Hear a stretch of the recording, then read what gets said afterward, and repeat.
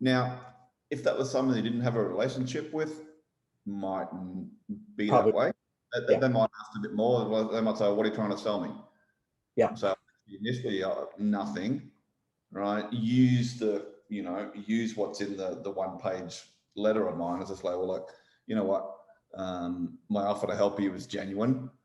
And people usually decide after initial, conversation with me, whether or not to pursue the relationship. And if not, no problem. You have nothing to lose but other than a bit of your time. Would that be of interest to you? So, that's, I mean, let me know obviously tomorrow after, what time are you going to see him? 8:30 in the morning, first Okay. thing. So yeah. Let me know after you've had the conversation and how it went, or how it goes. And I'm excited for you. It's